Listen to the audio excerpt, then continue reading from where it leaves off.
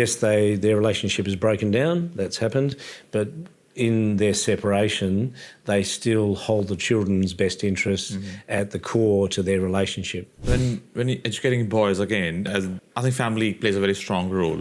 And then not all families have mum and dad or parents around, and they're separated families. So in these disjointed families, or in families where kids don't have access to both the parents at the same time, or one parent is missing. What one is mental health, and what other education outcomes do you see between the boys, between the two cohorts with both parents and with one parent's not available, or separated families, either ways? So how do you see that playing up in education outcomes? Because what happens at home and school? I mean, growing up with my mother, up until I was about 10 or 11, I guess I understand it, particularly for young people, not just boys, to grow up without one parent. So, yeah, I guess I can understand it, probably empathise more than most. I mean, I was fortunate where there was mentors, male and female, that mum always, by stealth, almost had around me. That's so good. I was learning from the village about what it is to be a good person. And so I was a very, very lucky from that point of view. I guess I see, there's been an increase in the last 20 years of divorce and separation.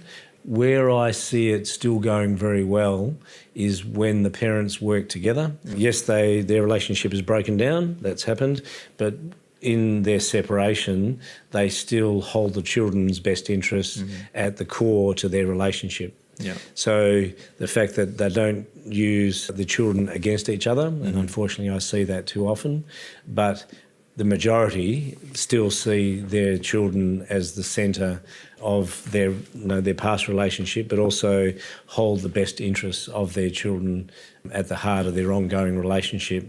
And also being consistent about their values, about their expectations, about even just the mundane things about, phone usage and all those mundane things. I still see it going really well when the parents work together in a positive way. In my experience, that is still the majority, but I still see examples where the parents don't work together and they actually almost weaponize the children, which unfortunately, in the long run, always ends badly, because the relationship with the young person will break down to those parents in the long run. And I guess I'd love quite often to get those parents who aren't parenting together and say, have a look at what this is going to look like when your child is 18 and year 12, because it will end badly. And you both will be the victims of this, because you are driving your child away from both of you.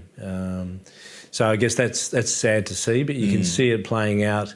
If it starts in a younger age, it usually ends badly. Whereas I do see parents still working together positively and getting wonderful outcomes from their children. Wow.